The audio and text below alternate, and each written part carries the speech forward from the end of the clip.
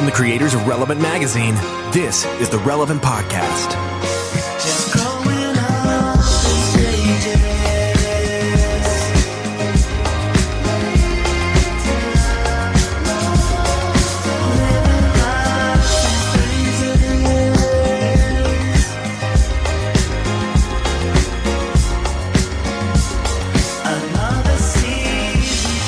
It's Tuesday, December 10th, 2019. You're listening to the Relevant Podcast. I'm your host, Tyler Huckabee, the Santa to this sleigh here, coming at you from Nashville, Tennessee.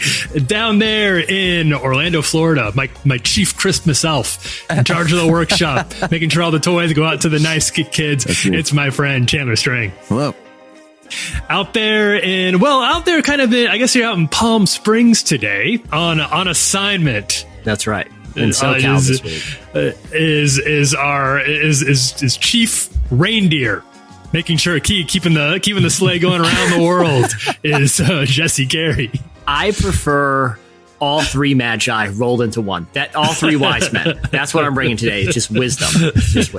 So I reject your reindeer label. And I guess John Mark, I don't really know your Christmas designation, but I'm getting kind of a Krampus vibe so far. If I was going to guess. Our Christmas Krampus today.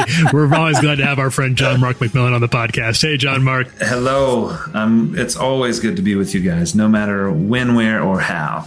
John Mark, I don't know. How familiar are you with the story of Krampus, John Mark? I am only mildly familiar with Krampus.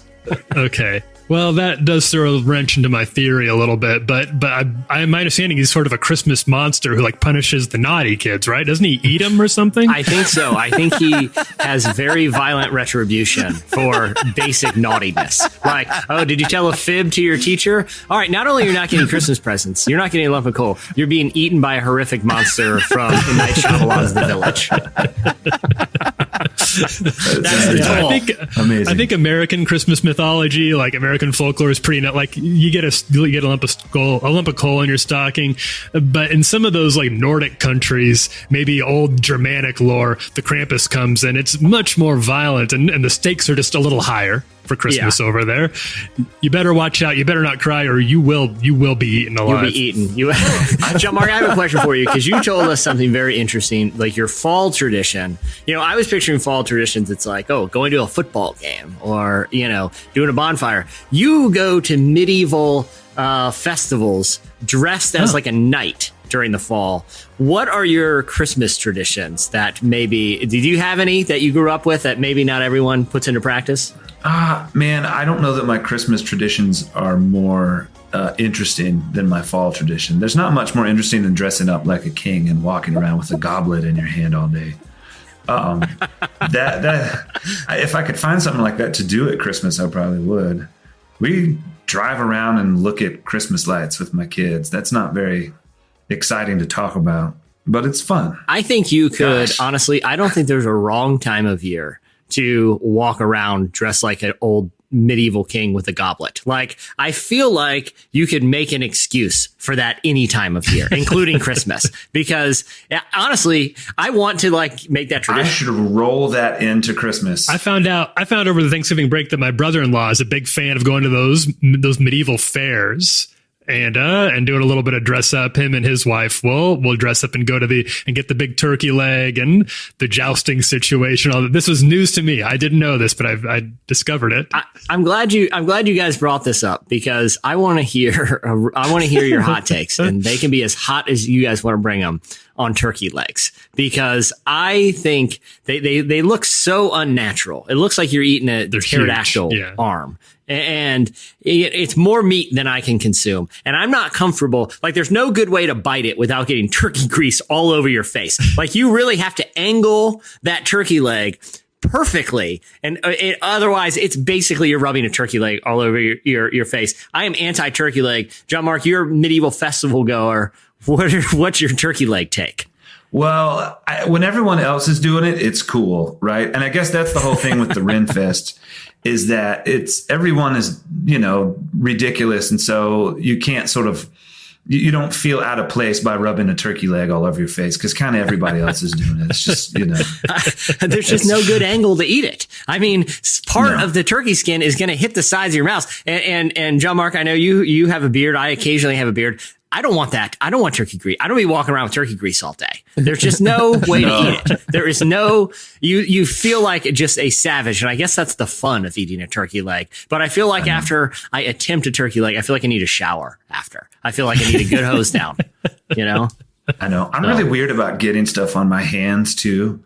And so I don't think I've done the turkey leg in a few years. I hate to get my hands dirty. That's so weird, isn't it? But and there's no options. I don't get the turkey leg situation because I've seen a turkey. I eat turkey at Thanksgiving. Turkey legs are not huge. They're just turkey legs. And Where are these turkeys coming from? And then when you go to a medieval fair and a turkey leg is like 3 feet long. They're bigger than my entire forearm. And in the cartoons, like if you're watching Charlie Brown or something like that, then just forget about it. Then you're talking about a brontosaurus leg. They just get bigger and bigger depending on the context. And turkeys are medium-sized birds. Like, where are these medieval fairs finding these turkeys? Like this is like an ostrich leg. There's something fishy.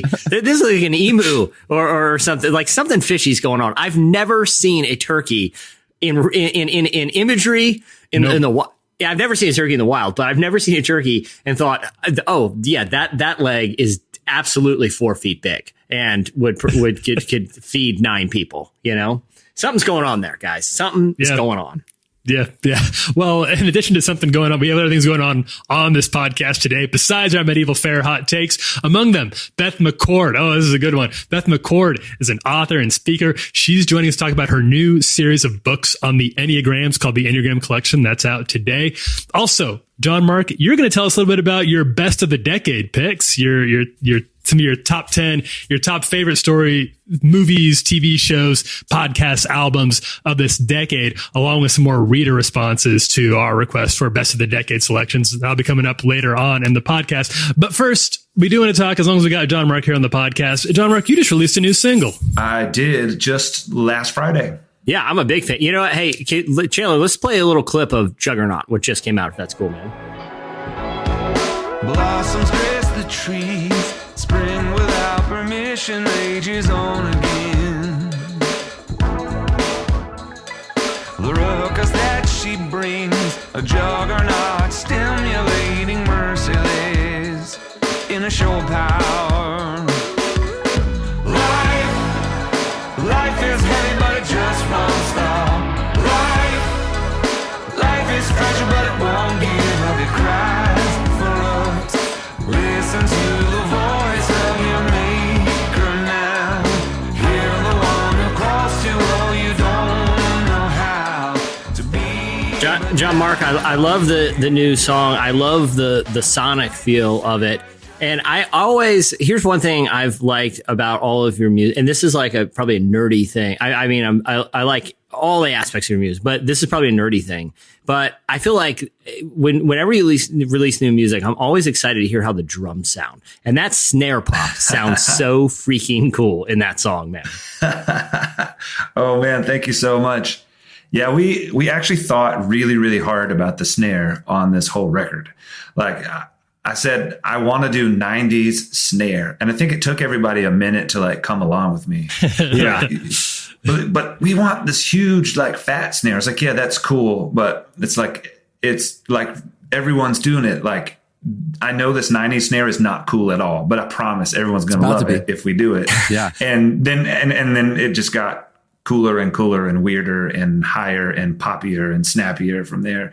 It was so much fun to see how 90s we could make the snare sound. It's crazy that we spent that much time thinking about the snare. There are probably other things we should have thought about, but I was like, I want everyone, I'm just nerding out that you said that because I want everyone to hear it and think about the snare. Well, it's like there was a single, it was a few years ago where I'm trying to remember which one it was, but it had the toms had this really cool it was like almost like synthy, and every time I release music I'm like, okay, John Mark McMillan really cares about drum sounds, and that is really cool. But this is a really cool song, and I feel like sonically it seems like an evolution of your sound, and you have a new album coming out in February.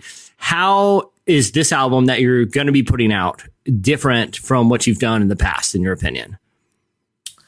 Well, I think this album, more than any record I've ever made, is fun. Like, I feel like I'm still dealing with some heavy subject matter, but I'm sort of in this place in my life when I want to like have a good time too.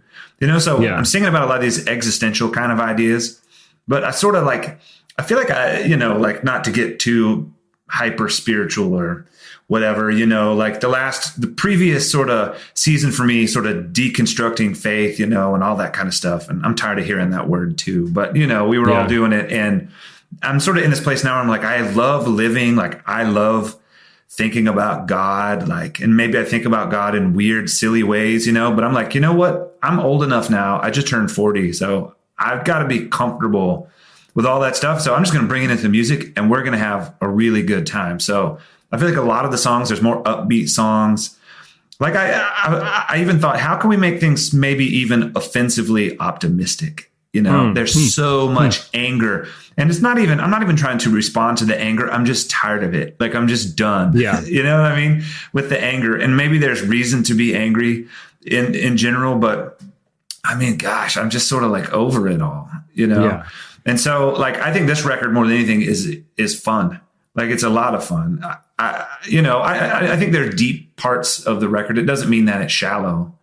But for me, like, it's just exciting. I just had a good time making the record, So I think it's not as heavy as some of the other records, like at your first listen, you know what I mean? Yeah. It's interesting you say that because, I mean, there's always we're kind of in a moment of outrage. And like you said, there is a lot of things that we should be legitimately outraged about. But at the same time, that's a difficult headspace to live in all the time. We got impeachment hearings. We got people trying to force turkey legs, on our faces. And every time I go to a fair, like propaganda. There's always it's not a turkey. I don't know what it is. Yeah, I don't know what animal you baked for this gigantic leg, but we all know this isn't turkey. But all I'm saying, a lot to be outraged about. But how did it did it kind of change your overall mood and disposition, intentionally making a decision to be optimistic and happy and kind of laying outrage? Like, did you see when you were making the album and you kind of brought yourself to that place mentally and creatively, and spiritually, did you see it have an impact just on your day-to-day life and outlook? Yeah, 100%, like 100%. And maybe this feels so like stereotypical of an artist. I feel like I'm the most stereotypical emotional artist person, right? But I kind of live whatever happens in the studio during the day. Like, I feel like I'm living it. And so sometimes when I'm dealing with like these things that I'm going through, or, I tend to like just take it on. And honestly, I've had like breakdowns in the studio before, where I realize like, okay, I'm in a bad headspace because I'm way too deep into this thing I'm singing about. And so straight up, like, it was so much fun. Like, it's me and my buddy Jacob most days making the music, having, guys in my band swing by every couple of days to play parts. And it's just kind of been a party. Like, it's just been so much fun. There's been no massive emotional breakdown, no sort of crisis of faith, no existential fallout, like just a good time, but I don't know. Maybe it's just confidence. I feel like I've lacked a lot of confidence, in my life. And I feel like I'm just at a point where I'm confident enough to just make a record that's fun, and I don't feel like I have to die to make this record. Yeah. Like, it can just be like an awesome record. Even that's interesting, like, because I feel like whether someone's like an artist or not, right? Like, you can approach a lot of things, whether it's like, like maybe someone's not confident in being like a parent or being good at their job or whatever. When you kind of I guess confidence isn't necessarily a decision, but when you kind of leaned into it and kind of got comfortable with who you are creatively, did that confidence bleed into other parts of your life that you've maybe second guessed, in the past? I would say so. I think it's all kind of happening at the same time. It is sort of like, there is something beautiful about getting a little bit older, and you can look back and see like, okay, those things that I thought were a big deal aren't as big of a deal. And so I think it's not just the music itself. I think maybe it's just my entire headspace, I've worked through some things, had some hard conversations. I've had to make some difficult decisions, and I've had to live with, issues that are not that, seemed really big at the time. And you look back and you're like, that was challenging, but it wasn't that big of a deal, And so Sure. I think part of it is just my age, I feel like I'm coming to a place where I'm like just more comfortable. There are certain things that may never happen. I may never sell out Madison Square Garden, but instead of striving for that, it's sort of like, well, I'm really good at this and I like doing it. And so I'm just going to give myself to it 100%. And I'm not bummed that my buddy Jerry played Madison Square Garden the other week and I was at home not playing Madison Square Garden, like I was at home making an awesome record. What I mean? But I mean, to be fair, we've all been there, and listen, I've eaten some turkey legs in my day and I've seen some things, but it is funny because even like vocalizing that, it's like, well, we all have a tendency to set like a pretty unfairly high bar for ourselves. Like if you know what I mean? Like, and then when you put it in perspective, it's like, hey man, maybe this is how things are going to shake out. That's really cool. And the other thing I want to ask about the single and just kind of your evolution as an artist.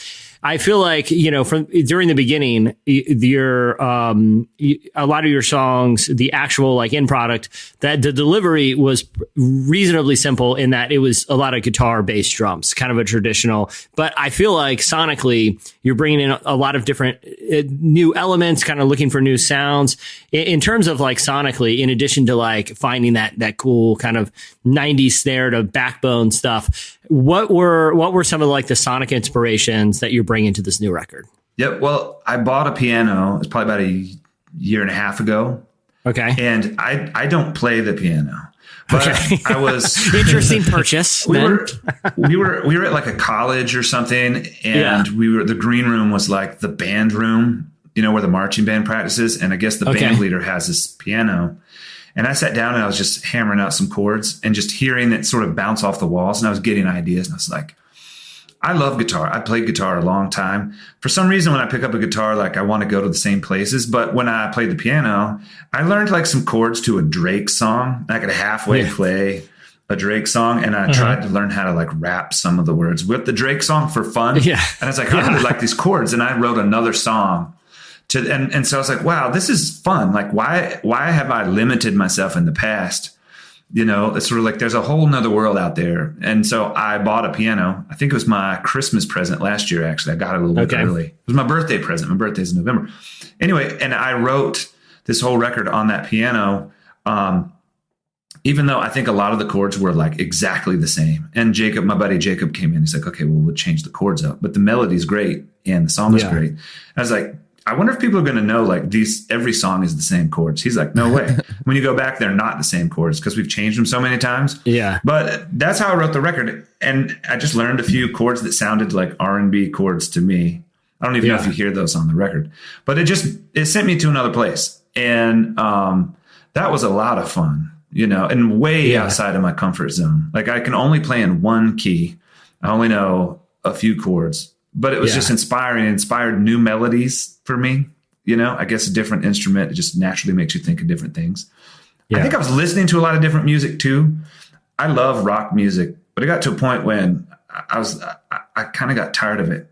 I don't know. I still listen to Springsteen. I still listen to Tom Petty. Like I listen to Bob Marley constantly, And I started going back and listening to a lot of the like Boyz II Men and the New Jack sound and the stuff that I used to listen to. I remember being a preteen, laying awake at night and turning the radio on, thinking about girls for the first time, listening to, Jade and TLC. Nice. And I was like, that's what I'm into right now. I was like, why would I make a record like that? No one wants to hear me sing like that.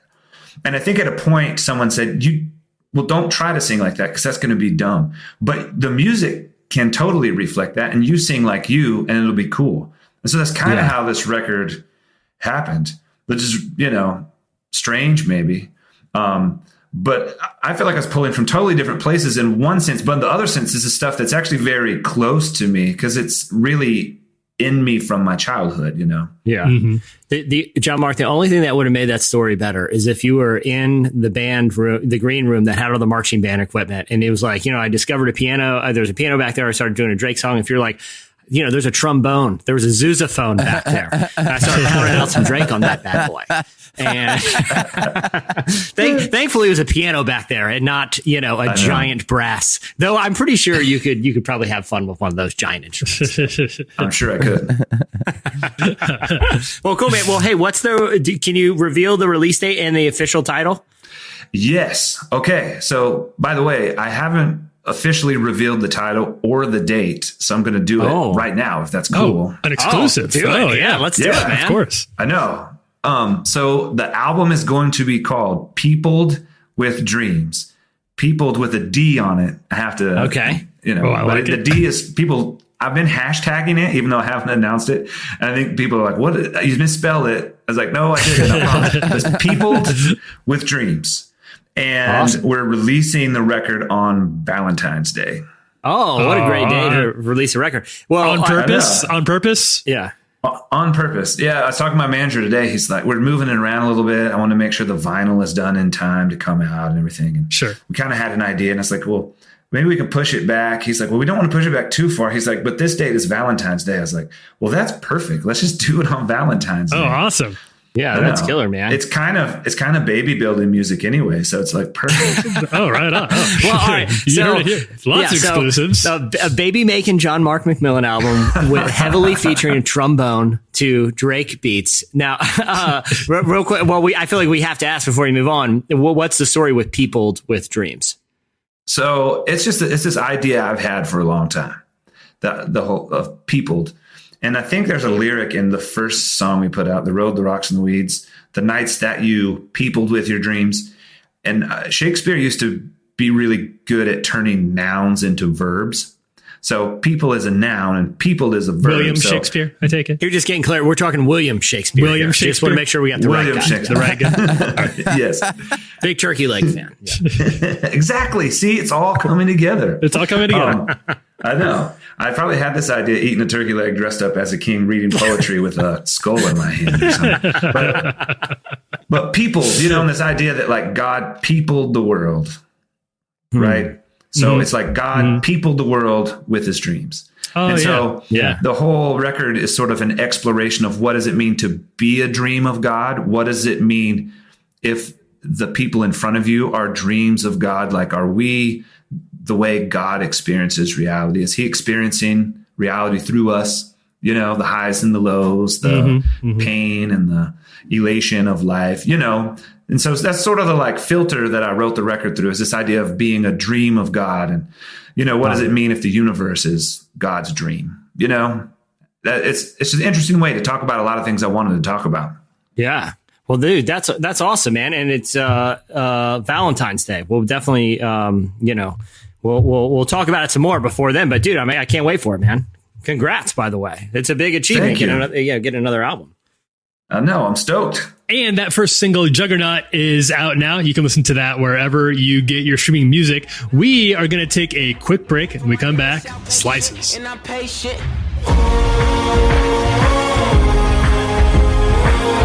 I'm coming home now.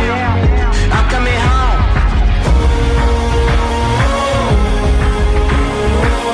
Right where I belong now.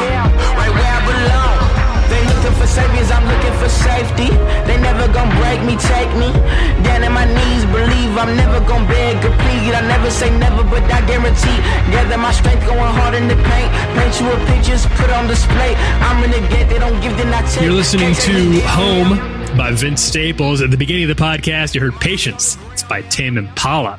Patience is what our friend Beth McCord is going to need because I'm sure she didn't expect her Enneagram book conversation would be kicked off by about 30 minutes of turkey leg conversations. Yeah. Listen, Beth, we want you to come on. We've got you're the preeminent Enneagram scholar of our generation.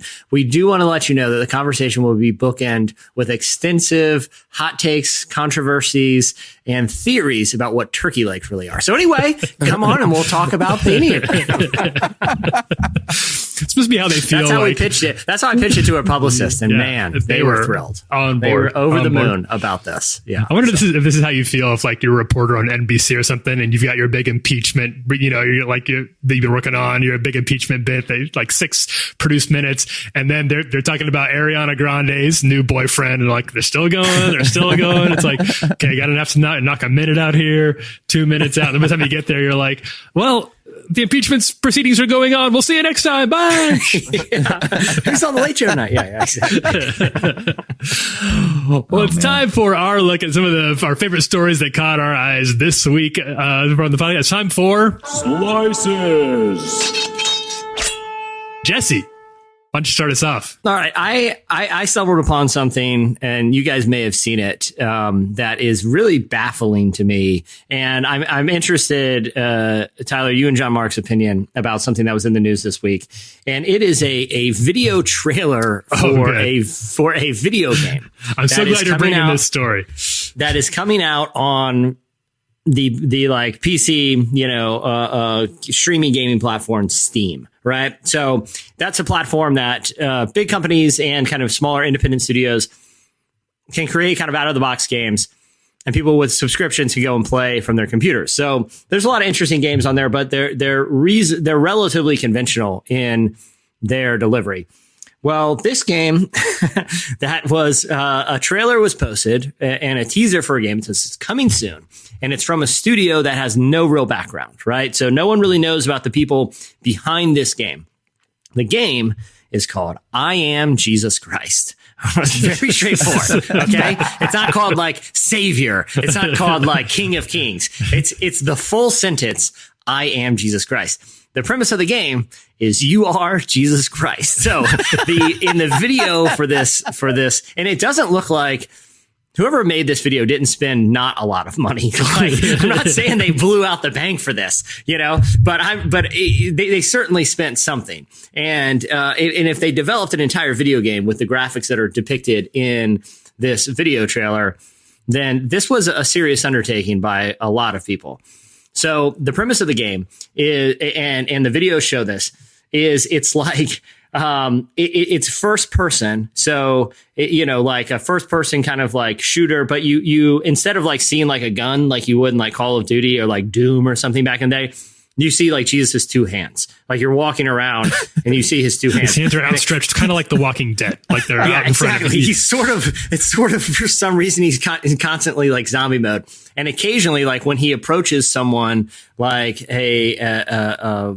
in need of healing, his hands like kind of light up and he does the healing. But you live the story of Jesus through his perspective and through his eyes. But I'm not going to lie, like, everything about this is very, very weird. Okay. So like, even though it seems like the content of the game is relatively conventional in the stories it's telling, it's very weird to be, the cross is part of it. Like you're living the crucifixion through Jesus' perspective with the 2 thieves at your side. But at one point you're fighting the devil, like hand to hand combat style. Like I guess that like, after his death and prior to the resurrection, he went and conquered evil. But this takes a very literal interpretation of that boss battle, video game boss battle between Jesus and Satan. But the other thing that's not clear is what the point of this game is. Like this doesn't seem like a cheesy, like Christian bookstore PC game that is meant to teach you Bible stories. It's very odd. This is the official description from the coming soon page of this video game on Steam. And I'm going to read it. I'm going to read it in its entirety. And after I read it and knowing what you guys know, I want you guys to give me your feedback, whether this is just a ill-advised, high-minded, very weird game, or this is some kind of elaborate joke. Here is the official description of I Am Jesus Christ. I Am Jesus Christ is a realistic simulator game inspired by stories from the New Testament of the Bible. Get into old times and follow the same path of Jesus 2,000 years ago. Game is, and again, there's lots of grammatical errors in the description, which should be a red flag. Game is covering the period of baptizing of Jesus Christ and to resurrection. Again, I'm reading it as it's written, typos and all. Have you ever wondered to be like him? one of the most privileged and powerful people in the world. I don't think I would call Jesus Christ one of the most privileged people. Keep going. Honestly, Yeah. no, I haven't ever. Like, that's not something I've thought about a lot. Check if you can perform all famous miracles from the Bible like Jesus Christ. It is a simulation game, and you can try to save the world as he did. Are you ready to fight with Satan in the desert, exorcising demons and curing sick people, or calm the storm in the sea? Pray like him to get your Holy Spirit power and help people around you. Fight with evil, make miracles, resurrect dead, feel and act like him.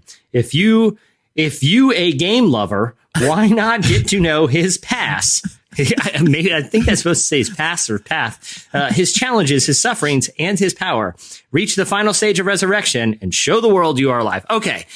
Everything about this is so weird and so intriguing to me. And I have some theories, but first, John Mark, we'll start with you. Do you have any inclination, based on what I just told you, of what is behind this video game, I Am Jesus Christ?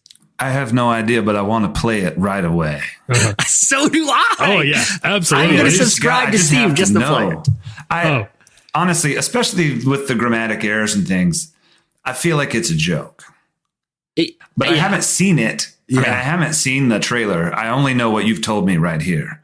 Okay. But the way it was written sounds like someone didn't spend a whole lot of time to write the description. Then again, I've put out some pretty terrible copy on posts advertising my records and stuff. So,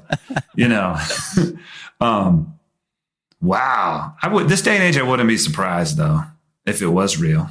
The trailer does not have a trolling vibe to it. If you watch the trailer, it seems, and it's hard to tell. It's getting harder to tell all the time, like what's sincere and what's trolling and what's kind of in the middle.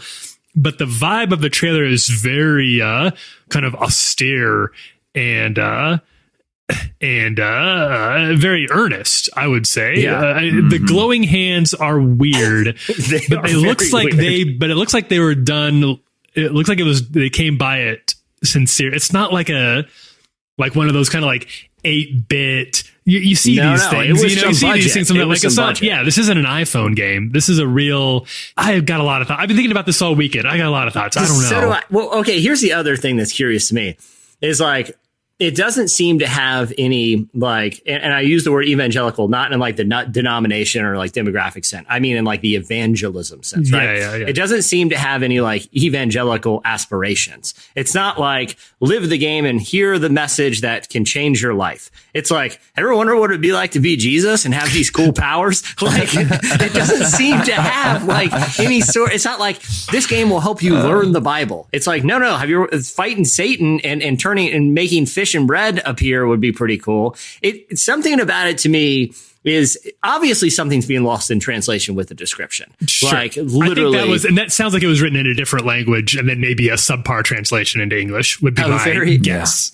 But I also feel like the content itself was done in some sort of different cultural language where if people were in a boardroom and be like, yeah, I think it's worth investing untold sums of money to make a game where you live through the eyes of Jesus and heal people with glowing hands. Why not? Yeah, people seem to like Jesus stuff. I can't tell because if it is a joke, I don't know what the joke is other than just like its weird existence. It's very baffling to me.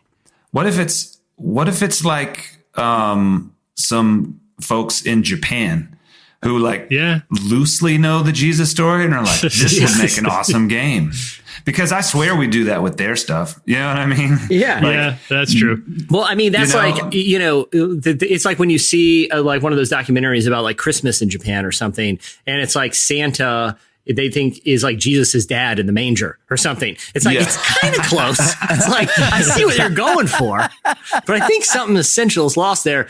Tyler, what are your ultimate speculations? I have two thoughts. The first one here is, and I'm going to say this as somebody who loves Jesus. Jesus is a friend. This does not come from You're going to be playing football. You're going to be playing football at his big, big yard Jesus one got a date in heaven. So this comes from a place of sincere, but it's hard to think of a character who lends themselves to a video game less in all of history. Like, what's the worst that can happen? You die? That's the point. That's the whole angle. And you can't make a mistake, or else it's not Jesus. It's not I am Jesus Christ anymore. It's I am not Jesus. So He was perfect. What are the stakes of the game here?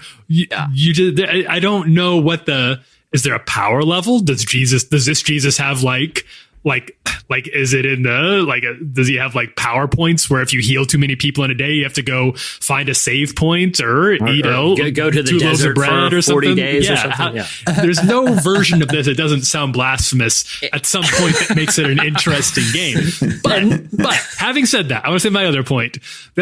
Watching this trailer and him like you walk around and like you create fish on the ends of people's fishing lines or heal people. Something about that seemed kind of therapeutic. Like at the end of a tough day, we're in stressful times. It's a divisive era. The news is bad. Ukraine is up to something. I haven't really followed along lately. There's the turkey legs, mutant turkeys. People are eating them. And wouldn't it be nice to just turn on your Steam and just walk around a little, just doing nice things for people through a video game? Like, boop, boop, boop, boop. Oh, look at all this fish I created. That's pretty dope. Just kind of like, just very calming. Like it could be a very soothing, not really a game, like almost like a all right, how about self-help. this, guys? How about this? All right. John Mark, me, and you and Tyler. When this game comes out, we all give it a whirl and we come back and do a special game review. Exactly. Is it multiplayer? Can we all be Jesuses walk around like Grand Theft Auto style? Because that'd be kind of cool. Maybe there'll be expansion packs where you can get you could be a Paul or something like that. Yeah, there's a game. Kind of like Keep up with Luigi Jesus. Like you Mario Jesus and then Luigi Jesus. Like Luigi Jesus has the green robe on. Like first player gets to be regular card. Jesus, and second player has to be like Jesus, like tall younger brother. Dude, I'm here for this game. The more we're talking about, the more I'm excited to give it a whirl. So. Yeah. But anyway, Tyler. So what do you got, man? Top that story, please, Tyler. Oh, I don't know that I can, but mine is also. I'm bringing a Jesus centric slice. So okay. I don't know if it's not a competition, but I'd say we're bringing. If it were, we'd both be winning right now. Okay. So I'm bringing something. I think this got a lot of traction over the weekend, so I'd imagine a lot of people saw it. I just kind of wanted y'all's takes on this. I'd imagine you guys saw this, but did you see this nativity scene at this church out in Southern California? Yeah. A little bit. Are you familiar with this? So it's a church from Southern California. This was ripped from the headlines.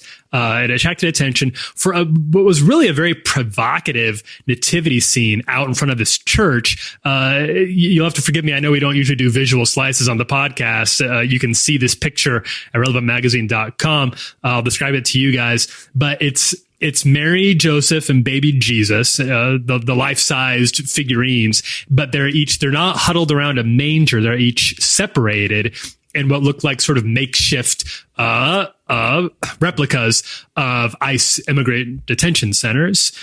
So they're split up the way that a refugee family would be if they were caught coming in through the southern border, of course, because men and women and children are split up per the new immigration policy. So this is what it's an extremely provocative photo. This is from Claremont United Methodist Church. Their pastor is a woman named Karen Clark Ristine. She wrote a statement on her church's website that said, and it's a bit long. I won't read the entire thing, but she wrote, quote, "In a time in our country when refugee families seek asylum at our borders and are unwillingly separated from one another, we consider the most well-known refugee family in the world, Jesus, Mary, and Joseph, the Holy Family.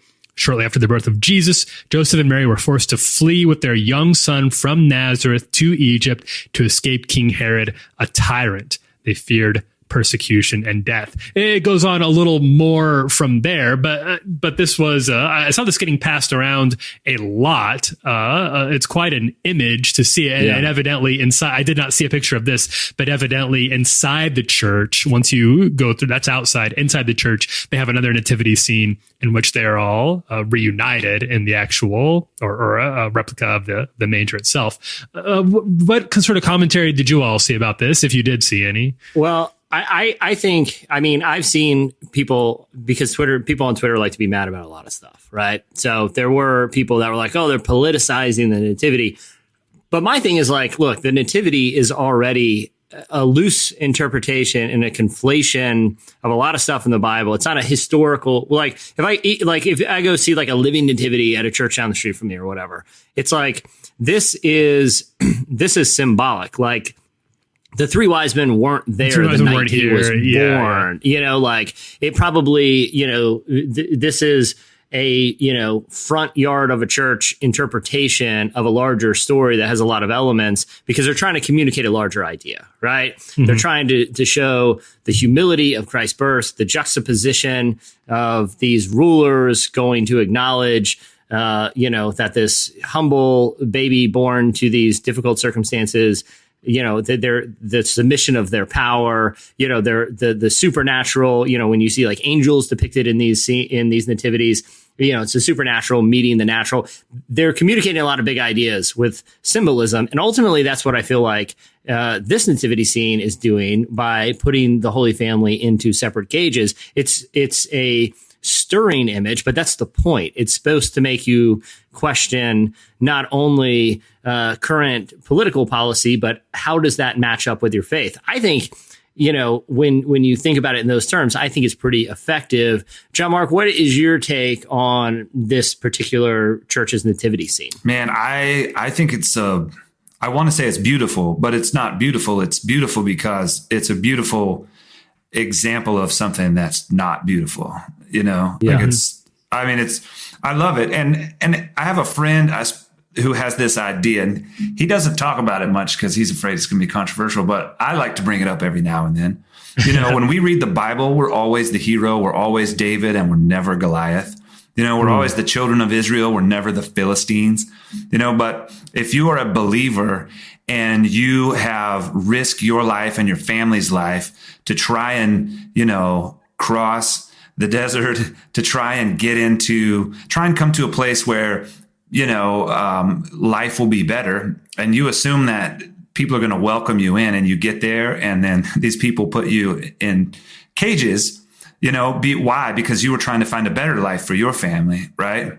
And most of them are Christians, you know, like most of these people are Christians, you know. I mean, I don't know all of them, but, you know, statistically speaking, you know, and so if you're that kind of person, and you try and find a better life for your family, and you come into the land, right, and they lock you up for trying to do something good for your family to try and find a better life, then do you think we are we the Philistines, or are we the children of Israel at that point? You know, or are we the giants in the land that need to be conquered? You know what I mean? Yeah. Like no one likes to think that way, but this sort of creates that thought. You know, we always want to be, we're the shepherd, we're the wise men, we're Mary and Joseph, we're Jesus, you know, but maybe we're not. Maybe we're not the shepherds seeing the angels. Maybe we're, you know, Herod, you know, I don't know. Who are we in the story? Like, who are we more like? And I know that sure just made a bunch of people really mad. I hope not. Yeah. But still, it's worth considering. Why are you always the hero? Why are you always the good guy? Have you ever considered that maybe you're more similar to the giant in the land than to Joshua? You know, I don't know. Think about it, right? Oh, I was going to say, I mean, to that point, are we the Egyptians or are we the Israelites? You know what I mean? Yeah. Like, we seem like we're pretty powerful. We seem like there are a lot of communities that have, you know, that have stories of suffering under oppression of the powerful. And John Mark, I think that's perfectly articulates that. It's like anything that underscores the cognitive dissonance that a lot of Christians have when it comes to what's actually happening in the world that they're contributing to and the message of the gospel. I think it's a powerful thing. Yeah, I mean, just echoing what you guys have already said for sure. But I think that we've talked on this podcast and written about, and I'm sure people are familiar with the idea of this Christian persecution complex in America, where Christians are forever wanting to they're looking for reasons to say they're being persecuted, right? And they'll interpret any slight or perceived slight against their religious freedom here in the States, however menial or trivial or even petty it might be, as being tossed to the lions in ancient Rome. I think part of the reason for that is because the Bible so clearly is written to a persecuted people, and it's understandable that Christians would want to identify with that because that's who the faith, at least according to the biblical text, is really addressed to and is really good news for. But I think what that's going to take on our part, or the admission that we have to make in the U.S., is that we're not being colonized. We're the colonizers. We're not being marginalized. In many cases, we are the marginalizers. So taking that perspective you're talking about, John Mark, and I understand this is controversial as well, but especially for those of us who are in a place of dominance with a lot of privilege, being white, being male, I think that's going to take learning how to identify yourself, learning which person in the biblical stories you really are and what that means for your faith. It's not a bad thing. You don't have a say in that and how you're born and what side of the privilege meter you end up on. But it does mean you have to interpret some of these teachings in a different way. Yeah. And like I said, it's over there on relevantmagazine.com. And that'll wrap it up this week for Slices. We are going to take a quick break. When we come back, Beth McCord joins us. They took my dog away. They treat him like a stray. I talked to God today. All dogs go to heaven. Heaven. I miss my dog. Heaven. I kiss my dog. Heaven. I miss my dog. Heaven. You're listening to Pet Cemetery by Tierra Whack. Beth McCord is an author, speaker, and coach who's passionate about coming alongside individuals and helping them understand and interpret their story, allowing them to see that lasting change, meaningful relationships, and a life of deep purpose is possible. This passion is what drove her to create Your Enneagram Coach, a community designed to be a safe space for individuals to explore the Enneagram. I spoke to Beth about the Enneagram's popularity, some misconceptions about it, and how her new book can help communities get a better understanding of just what it is. Here is part of my conversation with Beth McCord. I think it's been really interesting to watch how quickly the Enneagram has exploded, which is obviously good for people, for you and people in your line of work too. But I would imagine it comes with some challenges too, because the bigger something gets, the more I feel like kind of the shallower people's understanding of it can be sometimes, which probably creates a whole new set of challenges for you when you're talking to people about it. Mm-hmm. Yeah, it sure does. You know, it's on one side, it's great that people want to learn about the Enneagram, but like you said, there's going to be a lot of people who get a taste of it, but they then don't really know it and therefore can misuse it. And that can create a lot of harm for themselves and others in how they utilize the Enneagram. Plus, then they can spread misinformation because they think they know it, but they really don't, because it's a very complex system. So yeah, there has been its kind of weaknesses, I guess, in having it be so popular. But I think that's just going to be true kind of for anything. I know, like when the Bible went into mass printing, that was their fear, you know? Oh, sure. Well, if everybody has the Bible in their hands, then they can read it for themselves and do what they like with it. And so it can dilute it, but hopefully we can get enough resources out there that hopefully it won't be diluted too much. Yeah. Yeah. What have you found to be some of the biggest misconceptions people have about the Enneagram, and how have you gone about correcting those? I think one of the biggest misconceptions that we hear a lot is that it's, part of the occult, or it's not biblical. And it's like, well, I don't think any of the personality things out there are biblical. Myers-Briggs is not biblical. Sure. And so there's a lot of misunderstanding in the sense of the Enneagram as a whole, and, who started it, what does that mean about it? And, I think God really calls us to redeem all things.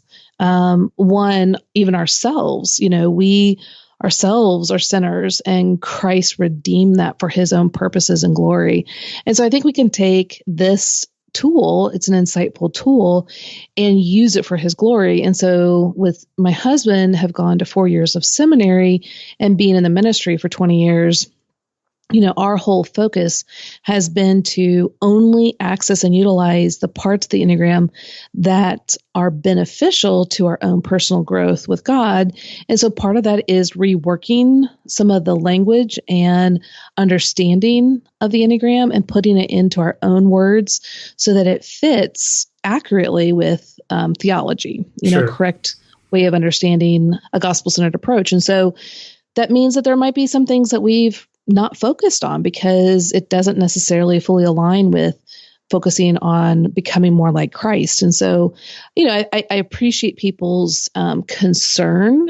We always want to be discerning, but I think that is a misconception that people can have that we've really strived really hard to show. No, this can be an amazing tool for understanding your own heart to become more like Christ by surrendering and depending on the Holy Spirit to work in and through you.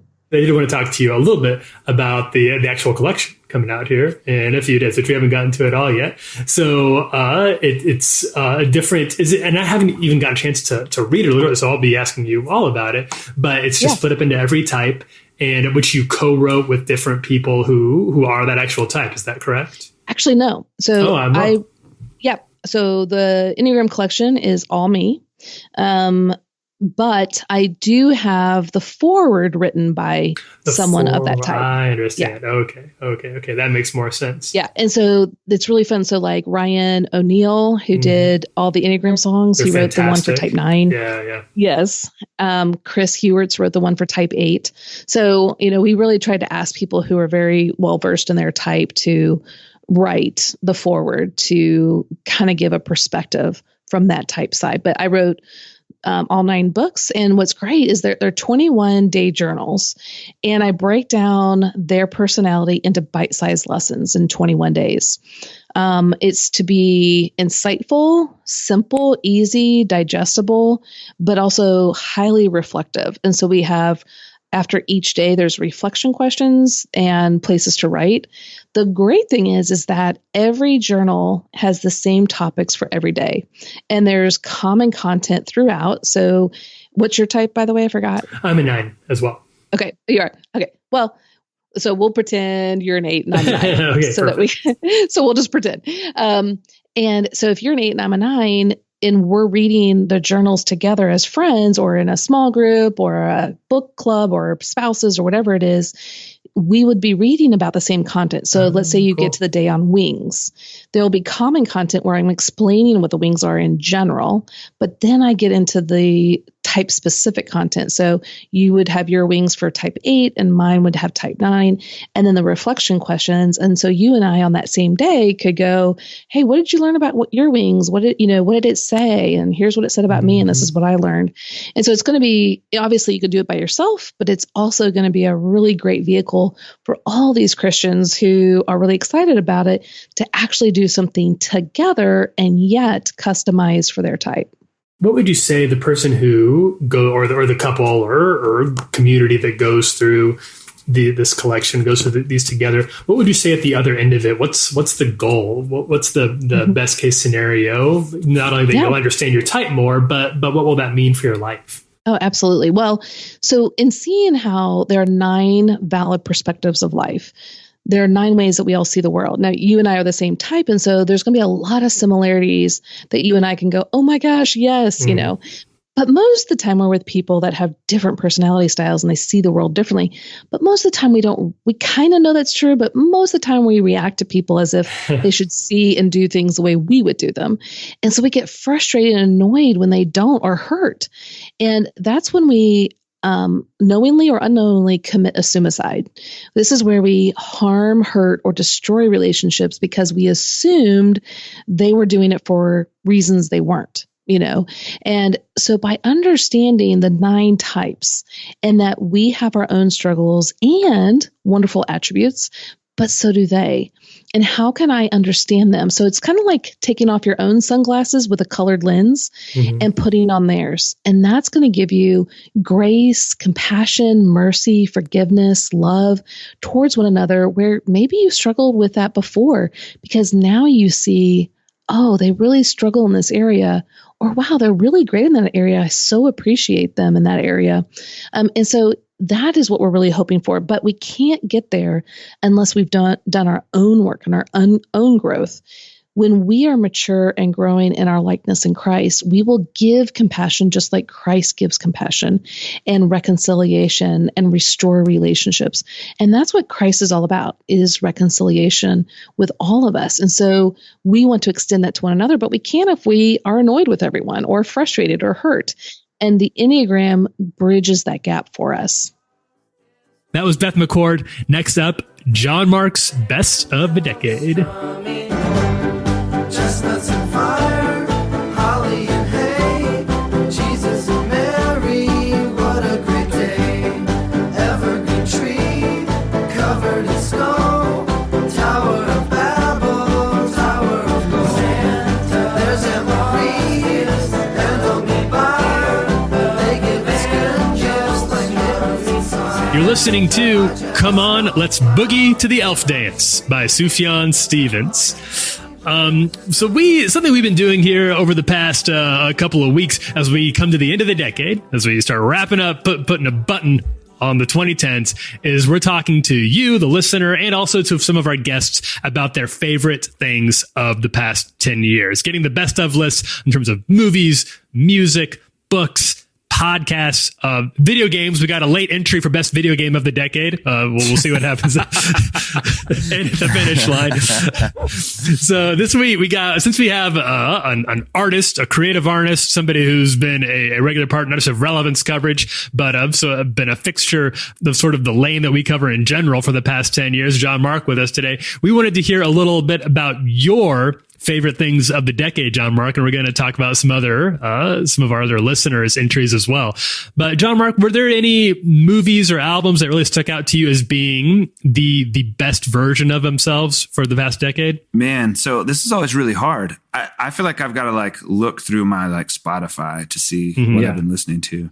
But as I was thinking about this, there's a lot of albums. There's a lot of really good albums in the last 10 years, right? Yeah. Beyonce's Lemonade album, D'Angelo's Black Messiah album, all the Bon Iver records. And those are hard for me to pick because even the new one is really good to me. I think I'm probably, when his marketing team goes into a boardroom and they put a screen up on the wall, and I think my face is on that screen. I think they were marketing directly This to is the me. guy you're writing to. Yeah. I know. And I know that's He so loves turkey cliche. legs. He Exactly. tired of the outrage. Yeah. But all the Bon Iver records, those records dominated this decade for me, for sure. Kendrick Lamar, To Pimp a Butterfly. Sure. Bleachers, Gone Now. Are you guys familiar with Bleachers? Oh, yeah. Yeah, for sure. I'm a big Jesse, you're a big Bleachers fan, right? I am. I've actually, back when I was a teenager, I would listen to, there was a record label called Drive Through Records that would do a lot of kind of pop punk emo stuff. Anyway, there was a folk duo on there called Steel Train, and that was Jack Antonoff's original band. And I even liked his stuff back then, but I got a chance to see, I've seen Bleachers a handful of times live, but I got to see them one time at a pretty intimate show that was an after party at Lollapalooza. And we might as well have been in Madison Square Gardens because they're playing with two drummers. He has this, and John Mark, I want to hear your Bleachers take, because I feel it's interesting. You said earlier that you are a big Springsteen fan, because I feel like Jack Antonoff brings that big New Jersey kind of blue collar attitude to his music. What stands out to you about the Bleachers records? Well, I think, and yes, I agree with you 100%. He and Springsteen are definitely drawing from the same well there, Yeah. And I think he's doing that on purpose too. I think I think Jack's paying homage to, to his upbringing, but I love Springsteen and I hear a lot of that influence. But for me, I think his writing is just so well done. The hooks, the melodies, I just like a lot of what he has to say. And I like that he doesn't seem to take himself too seriously, but he's saying things that I think are kind of important, Yeah. I love the way he has this person talking on every song. It sounds like someone who wasn't born in America, I thought that was really cool. And he sings a lot about home, and he's sort of wrestling with, I guess, I mean, this is what I hear. Maybe I'm hearing myself in his music, which is what people do. Maybe he's not talking about any of this, but it seems like he's growing up and he's trying to like battle with like who he was and coming to terms with who he was, but also who he is now and learning, and there's that time when you have this conflict, but then there's a point where you're like, you know what? I wasn't perfect, but I still love who I was, but I'm glad I'm who I am now, and that's what I hear in that record. And maybe that's just because I'm hearing my own life in his record, but it felt like that's what's going on in that record. And on top of it, just the songs are just baller. They're just so catchy. I want to listen to them like over and over again. You know what I mean? Well, he's become sort of a hired gun because he is such like, they are ballers, the right word, because they have like this, like real anthemic, it's almost like when he was writing, he knows this is a great song. And that's why he's sort of become this hired gun. He's written songs. He wrote a bunch of songs in 1989 and worked on the Taylor Swift record, which honestly, no matter what people think of Taylor Swift, I think is a pretty good record from this decade. He also wrote a bunch for like Carly Rae Jepsen. Like he's hired by these like pop stars to come in and write these really catchy songs that have heart.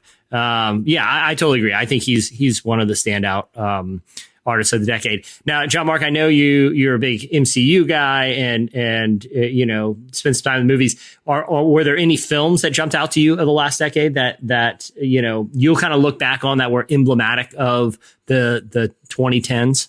Well, I think Avengers Endgame is like a really amazing example of the whole decade, and it sort of wraps up that sort of era of Marvel and the Avengers, but all of that happened. Most of that happened this decade. So I think that movie really like speaks to the entire decade. And I just love the movie. Like, I'm a huge fan, so I'm sure people can find all kind of problems with it. I mean, superheroes are ridiculous, they are, but I love it, And we only say good things about superheroes on this podcast. You don't need to couch it at all. I've got a Marvel tattoo, John Mark. You're talking to the choir here. But the story arc of Tony Stark from the beginning to the end, it's beautiful. I think if you can allow, and I've seen some places do this in their decade wrap, the MCU to almost kind of count as one movie or a singular piece, even. Yeah, totally. Then it belongs, which I think is not an unfair thing to do. And then there's a real argument for it to be, if not a movie, then certainly one of the top 10 defining things of the decade, entertainment pieces of the decade. It's interesting because when you look at films in particular, that when you look back at its particular decades, they capture the anxieties and the values, or at least like the aspirations of that decade. And I think it's interesting that in the 2000s, so like 2000 to 2010, Harry Potter was like the biggest film, and Harry Potter is sort of an underdog story, right? Like that was a decade of recession, of uncertainty, of this awkwardness of sort of post 9/11 growing up, like culturally. And Harry Potter was this sort of optimistic figure, but he was certainly one that he second guessed himself. You never knew. It seemed like the odds were always against his favor. Where the the last decade we're in, it's interesting to think about the MCU in that light, and like, what does it represent? There's a certain swagger to those films, right? There's a certain self-awareness, there's irony, there's all these things that you could probably make a case that those movies, beyond just their success, had ideas wrapped up in them that really underscored some of the anxieties this era. I mean, you look at the basic conflict between like Captain America and Iron Man, and what's the militarization of power, right? Like interventionism. There's all these ideas that I think you could make a case, like you could make a case for Harry Potter the last decade, that the MCU was pretty representative of what we've been experiencing culturally. No, there's a pretty interesting comparison between Tony Stark and Harry Potter. I mean, both their parents are gone. Right. He lost their parents. I guess Tony knew his parents when he was young, but when we meet Tony, he doesn't, it's in the last movie, he goes back in time and he meets his dad. I didn't hope to spoil that, but I mean, the movie's been out for a while.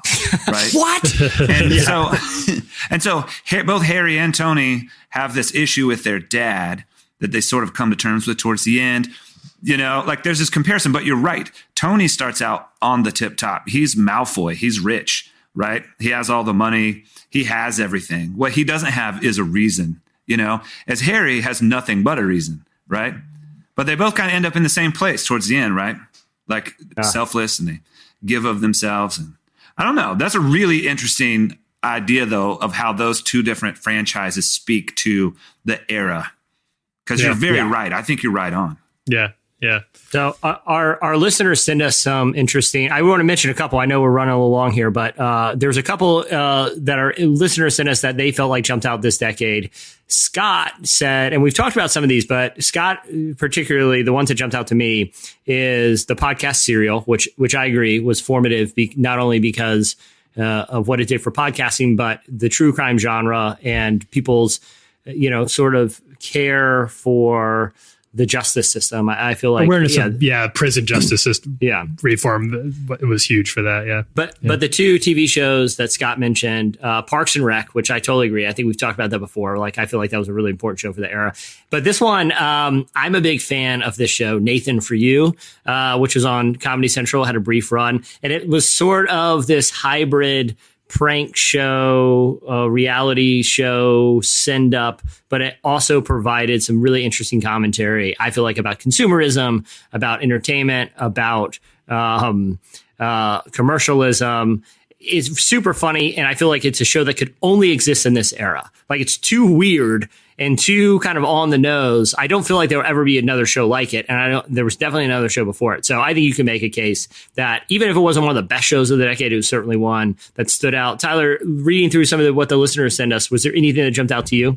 The Nathan For You one did jump out to me, and that I think it was there was a really great piece. I should share. I may have actually retweeted this piece. So the real fans who follow me on Twitter may have already seen this one, but Ethan Warren is a writer of Bright Wall Dark Room, did a really great take on Nathan For You as sort of representative of the last decade in terms of representing the millennial, like, grifter economy, sort of, which I think is very, very true and was really well put on his part. Among the other things that are listed here, lots of really good stuff. Mad Max Fury Road, that's going to be on top of a lot of people's lists, obviously. Same with Spider-Verse. Same with some of the albums here.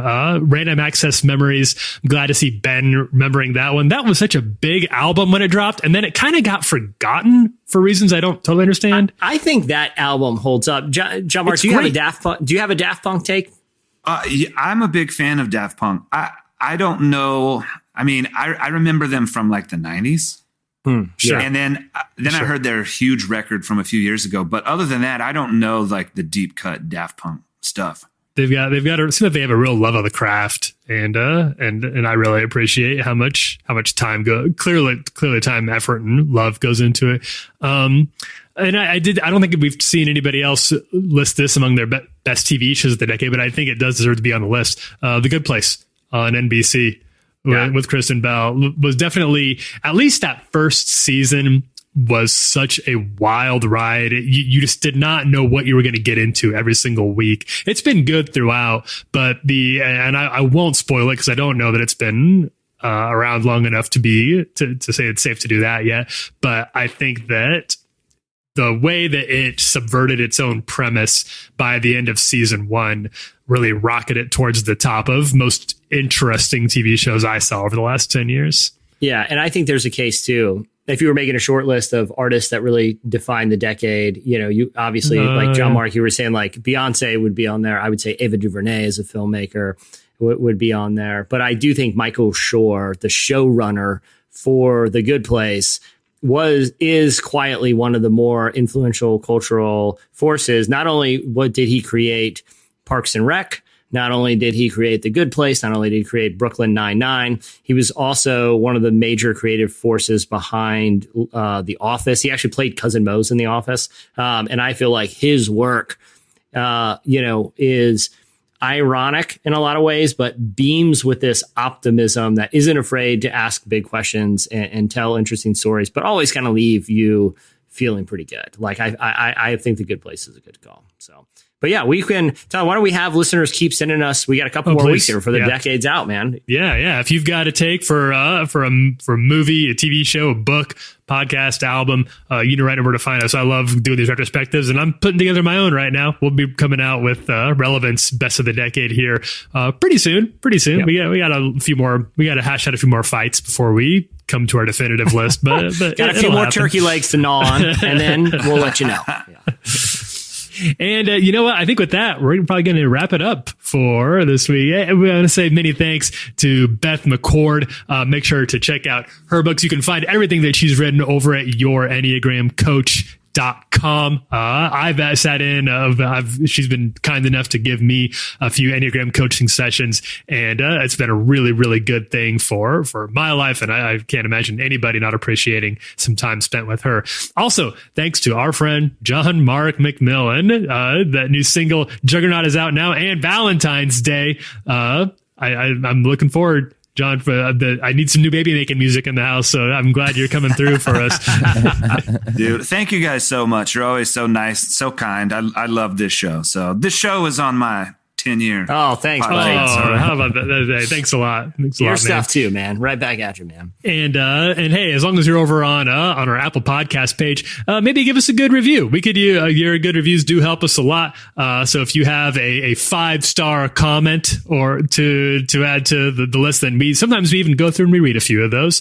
So if you can do that while you're there, we'd appreciate it. If you're not a fan of the podcast, then don't bother. We already know about all of our faults. We're very aware of those. And I think with that, that will wrap it up for this week. I'm Tyler Huckabee. I'm Chandler String. I'm Jesse Carey. I'm John Mark. Well, have a great week, everyone. We'll see you next time.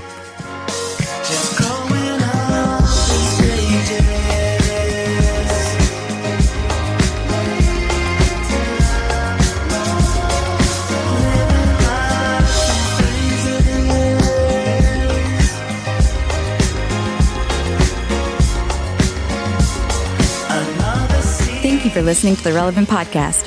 If you like what you heard, be sure to leave us a review on iTunes. Check out other shows from the Relevant Podcast Network in the podcast section at relevantmagazine.com. And while you're there, browse exclusive podcast merchandise at our online store. Make sure to subscribe to Relevant Magazine. Info is available at relevantmagazine.com/subscribe.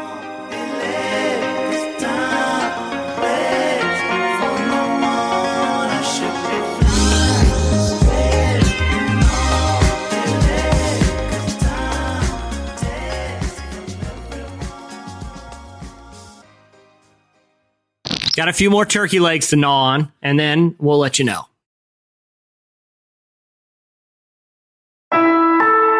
Relevant Podcast Network. Time is precious, and so are our pets. So time with our pets is extra precious. That's why we started Dutch. Dutch provides 24/7 access to licensed vets with unlimited virtual visits and follow-ups for up to 5 pets. You can message a vet at any time and schedule a video visit the same day. Our vets can even prescribe medication for many ailments, and shipping is always free. With Dutch, you'll get more time with your pets and year-round peace of mind when it comes to their vet care. Go to Dutch.com to get vet care that is always there for just $92 a year.